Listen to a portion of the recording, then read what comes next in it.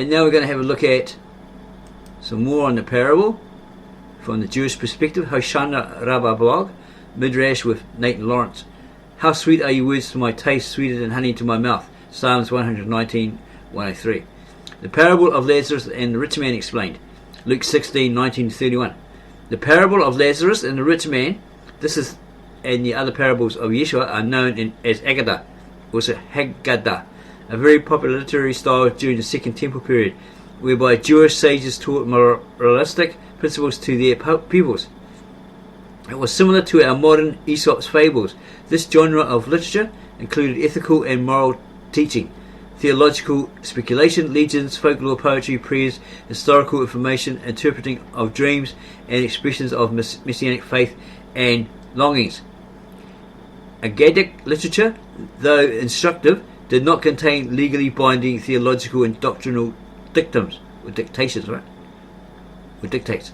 Agadic literature is to be contrasted with the legally binding halachic literature of the same period. Agadic literature is to be contrasted with the legally binding halachic literature of the same period. Agadic literature made use of parable, satire, metaphor, personification, and poetry. Agadah was not systematic philosophy, but dealt in its own way with basic theological and moral problems. The purpose of Agadic literature was not to convey point-by-point doctrinal truths, but to teach a moral. Most Christian teachers have used the parable of Lazarus and the rich man as a theological basis for the doctrine of the immortality of the soul, an exegetical leap that cannot be substantiated when one understands the nature of Agadic literature. So it's not literally we're going to end up paradise, the kingdom of heaven for all eternity, or eternal hellfire. They have missed the true meaning of Yeshua's teachings. He's not making a theological statement or halakhic declaration on the state of the dead. What then is the point of his teaching? As we just stated, it's not about we're going to end up in paradise or in eternal hellfire.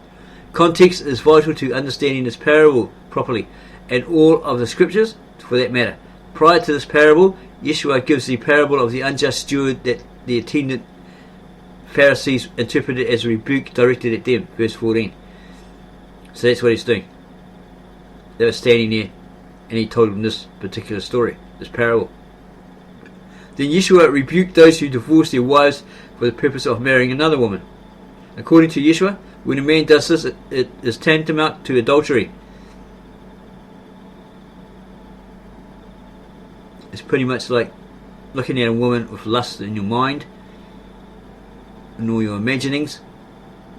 Yeah, pretty much the same. Again, this was an affront against the Jewish religion system of the day. As Messianic author and teacher Joseph Domberg Sr. has observed, the Jews, these Pharisees, should have recognized that Yeshua was the Messiah and that he represented the bridegroom for the coming kingdom. The Jews did not acknowledge him, this is the Pharisees, etc., as the Messiah. They rejected his father's word and committed spiritual adultery by setting up their own traditions and customs, in accordance with Mark 7:6-9. Because of their power and influence, the Pharisees had control of all aspects of the Jewish religion. So they said basically what went down. Okay? They were in control of everything. The parable is a continuation of Yeshua's rebuke of the Pharisees, scribes and Jewish leaders of his day. Luke 16:14. Who were the Pharisees? Well, we got this idea that they're these Jews that come out of Persia, right? After they were rescued from Babylonia through God's Messiah. Okay, it's not talking about Jesus, it's talking about this particular king at the time. Probably Cyrus.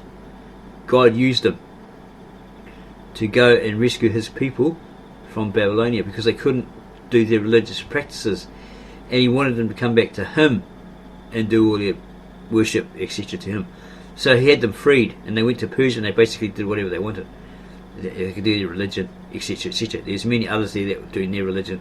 So this particular king said, yeah, okay, you can do your rituals, etc., your traditions, your religion, etc., etc. Oh, your temple was destroyed quite a while back, so here you go. Here's some money, here's some finance, whatever. Here's the materials you need. You can go back there and fix it. So some of them did, some of them didn't. So possibly these Jews who spent a lot of time in Persia picked up the religion, the language, the culture, the traditions, etc., etc., and went back into Jerusalem, and basically maybe they spoke Persian, Farsi, maybe, we're not sure on this one, and that's why they're called Pharisees, or Farsis, perhaps. The Pharisees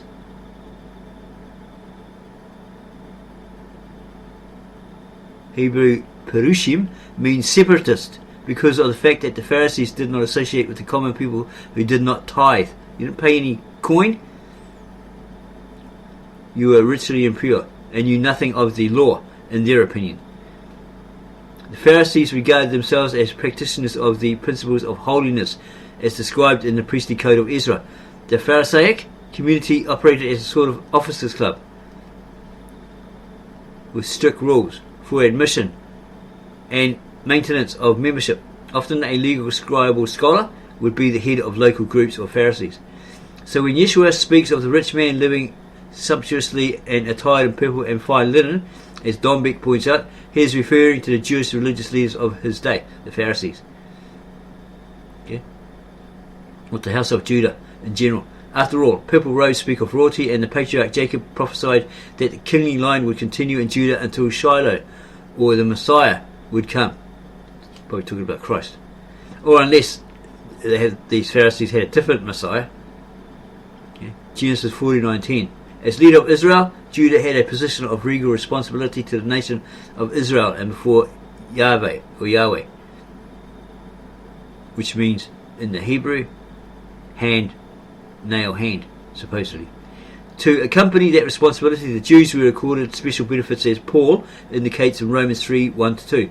To them were committed the oracles of Elohim, the God or the gods. Therefore they were in a position to feed sumptuously on the word of Elohim. They had been committed to them for safekeeping, so they were responsible for it. Did they share their spiritual wealth with others by reaching out in love to publicans, sinners, the impoverished and Samaritans? No. Yeshua rebuked them numerous times for failing to do so. Remember the parable of the Good Samaritan? For example, Luke 10:25-37. A Pharisee saw this poor man beaten up on the side of the road, just walked past him, walked around him, or walked over him. Didn't tend to him. Okay? But this Samaritan, whom they did not like, supposedly these are Syrians, descendants of Assyrians, right? They moved into Jerusalem, something like that. Yeah. They weren't liked. This guy helped him, right? Tended his wounds, put him on his donkey, and took him to an inn and said, look, here's some money. I'll give you some more when I come back. Treat this guy. Look after him till I get back, right? And they said, yeah. So that's a good Samaritan. From Luke 10:25-37. Who then is Lazarus, the beggar? First the beggar ate from the crumbs of the rich man's table. Bread represents the word of Elohim, the God or the gods. Matthew 4:4. Compare John 1:14 with John 6:48-58. Lazarus desired to be fed spiritually from the richness of Elohim's word, but because he was an untouchable in the eyes of the rich man and was not a member of the in crowd, Lazarus had to content himself with the leftovers. Moreover, the dogs licked Lazarus' sores. As Don Beck points out in his analysis of this parable, Yeshua referred to the Canaanite woman from the area of Tyre and Sidon as a little dog. Matthew 15:26. He contrasted this non-Israelite woman with the 10 tribes of the lost sheep of the house of Israel. Verse 24. Who it was his stated mission to regather. Matthew 10:5-6. The woman, in great faith, replied that even dogs are allowed to feed from the master's table, and therefore benefit from the spiritual food, salvation and healing available through the Jews and the Jewish Messiah. Matthew 10:22-27. Upon seeing her great faith and perspicacity, not too sure what that word is, duplicity. Yeshua granted her the request that he heal her demonized daughter. Verse 28. Relating this to the parable of Lazarus and the rich man, Don Beck points out that in the eyes of the rich Jewish man, Lazarus was no better than a Gentile dog. Don Beck states that it should have been the responsibility of Judah and his 5 brothers, Luke 16:28, through Leah, Reuben, Simeon, Levi, Issachar and Zebulun, Genesis 35:23, to lead Israel in worship and obedience to Yahweh through studying and teaching his word to those of the nations around them. But because they had not done so, they fell into the same condemnation as the rich man, who represents Judah. So it's all symbolic. It's all metaphorical, allegorical. And it's all related to the Pharisees in the way that they came across. They weren't doing what they were supposed to do. They were too busy being pompous and full of pride, dressed in these royal robes, all this sort of stuff, wealthy, friends of the Romans, all that sort of stuff. Don Beck continues, even though the rich man asked for Lazarus to return from the dead to warn his 5 living Jewish brothers about their upcoming fate, Yeshua implies that since they were too negligently ignorant of the writings of Moses and the prophets pertaining to the Messiah, how could they receive the resurrected Messiah, the very one that Moses and the prophets had prophesied about? In other words, him, Jesus the Christ.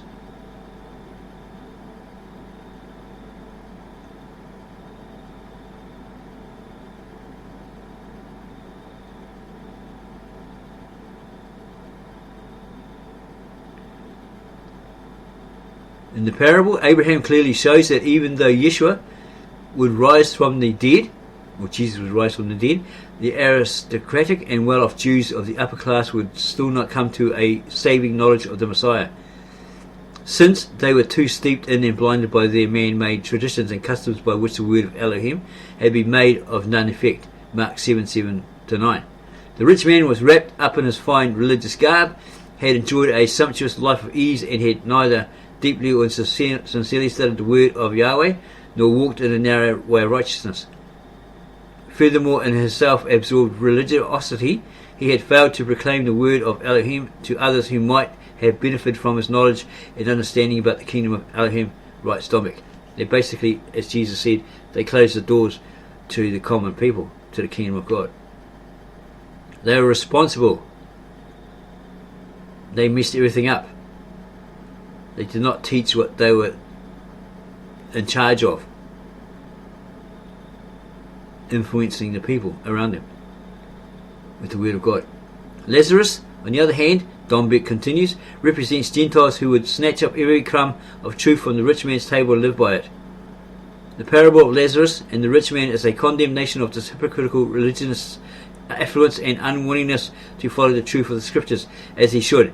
He thus commits spiritual adultery by turning from the ways of Yahweh, Elohim, and to satisfy his own fleshy desires, he pursues the customs of this world.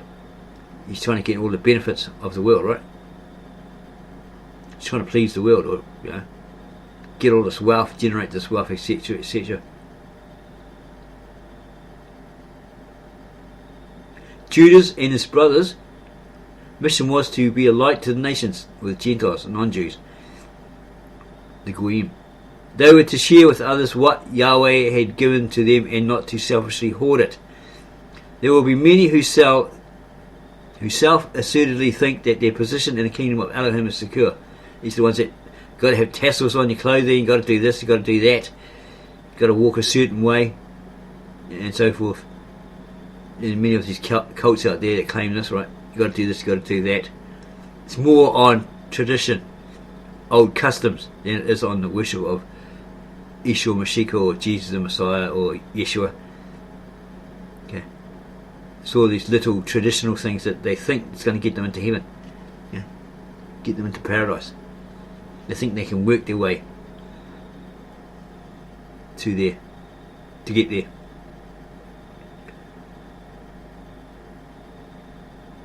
The parable of Lazarus and the rich man is a condemnation of the hypocritical religious affluence and unwillingness to follow the truth of the scriptures as he should.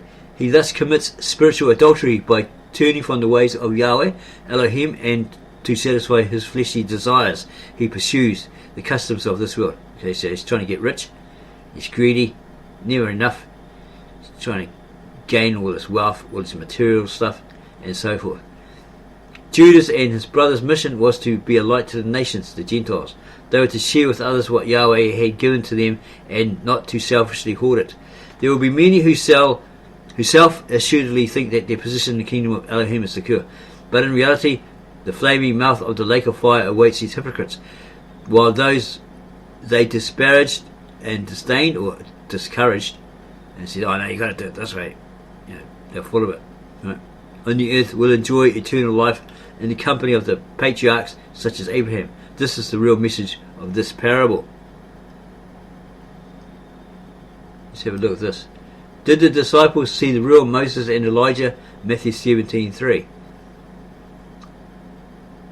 Because we're thinking, well, okay, if they saw Moses and Elijah stand next to the Christ as he's about to ascend to his Father in the kingdom of heaven and sit at his right hand, then that would mean that there's no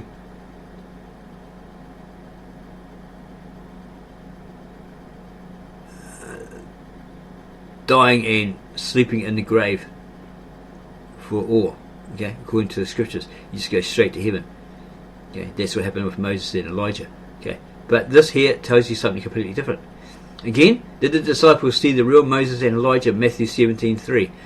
Matthew, Mark and Luke each recorded an account of the transfiguration of Jesus. He went from this fleshy body, resurrected body, to this holy, heavenly body, completely different. So if he had a tan, etc., etc., and he gets seen by John in the book of Revelations walking behind the menorah or the candles, okay, it doesn't make him black. Okay, as the US black Hebrew Israelites claim, he had nappy hair, all this sort of stuff. No, he had hair like wool. You need to learn the difference between nappy hair and wool. Okay, and it's all like, it's resembling, it's similar to. It's not exactly wool. Okay? It's a reference. His hair looked like wool. His feet were like Lebanese copper, forged in a fire, or brass, furnace in a fire. It's like it. It resembles it. It's similar, but it's not the same. Okay? All these people trying to say, "Oh, yeah, who's black on earth?" In Revelations 1:15 proves he's black. No, it doesn't. They're trying to twist it so they'll attract people to their movement, especially African American people. Yeah, so Moses, okay, Matthew, Mark and Luke each recorded an account of the transfiguration of Jesus. Matthew 17:1-9, Mark 9:2-10, Luke 9:26-36. Notice Christ's instructions to the disciples as they descended the mountain. Tell the vision to no one. Matthew 17:9. A vision is not a material reality. It is a supernatural scene observed in the mind's eye. Some people might refer to that as the third eye. It's in your mind. You see it with your mind. That's the eye. It's none of this fancy Freemasonic mind's eye stuff, right? It's the imagination, the mind. Yeah? Using the mind, your imagination, to see this thing. Moses was dead and buried long before this event. Deuteronomy 34:5-6 explains the death of Moses, as was Elijah. The disciples saw these men only in the glory of the resurrection, an event which will not actually occur until the second coming of Christ. Hebrews 11:39, 1 Corinthians 15:51-52, 1 Thessalonians 4:13-17. So it's like looking into the future. Okay? A way off distant future. It's a vision of the resurrection after the second coming of Jesus the Christ. So the three disciples, seeing Moses and Elijah in the transfiguration, did not see ghosts or spirit beings of any kind, but a vision of how they would look, glorified in the resurrection, having the brand new body, heavenly body like that of the Christ. The account of the transfiguration in Matthew 17 also explains Matthew 16:28. Assuredly, I say to you, there are some standing here who shall not taste of death till they see the Son of Man coming in his kingdom. Since God's kingdom has not yet been established here on earth, and the disciples all died, The obvious meaning is that some of the disciples were to be shown the splendour of the kingdom in a vision, and so they were through the transfiguration, or the changing of Christ's resurrected earthly body to a more less non-corrupt heavenly body, because you can't go up to heaven with a fleshy body. Okay, it's got to transform. Okay, it's like he's just like a snake. He sheds off that old skin, right? And he has this better body. It's more heavenly body, a spiritual body.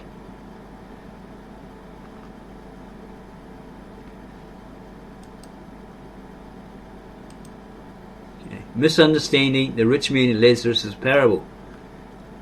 People constantly point to the parable of the rich man and Lazarus in the Gospel of Luke as proof that Jesus taught the doctrine of hell, but that's only because someone told them that. This was what the parable was about. Anyone who actually reads the parable itself will notice that it's not teaching about endless torment, and the point of the story isn't about where anyone goes after they die at all. It's actually about something much more practical. As numerous historians and biblical scholars have noted time and again, the story of the rich man and Lazarus was an Egyptian parable told and often retold by many people around the time of Christ.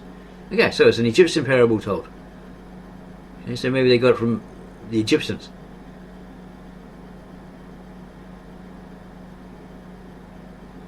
Often retold by many people around the time of Christ, supposedly.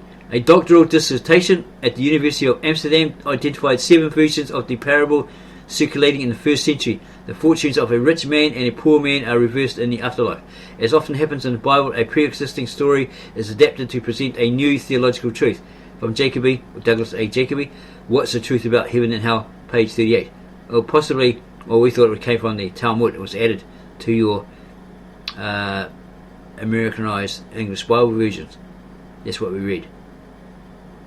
And noted biblical scholar N.T. Wright concurs, the parable of Lazarus and the rich man is not, as often supposed, a description of the afterlife, warning people to be sure of their ultimate destination. From Christian Origins and the Question of God, Volume 2, Jesus and the Victory of God, paragraph 255, or page 255. So, because this parable of Lazarus and the rich man pre-existed, it's highly unlikely that Jesus retold it in order to affirm the details of the afterlife found in the story. Rather, Jesus uses this parable to teach a very poignant lesson about the dangers of loving money rather than caring for people who are made in the image of God, or money, wealth, gain, etc. Note that in the very same chapter where Jesus retells this ancient parable, he starts by warning his disciples that they cannot serve both God and money, or mammon in your American English Bible versions, or mammoth in the original ancient Galilean-Aramaic.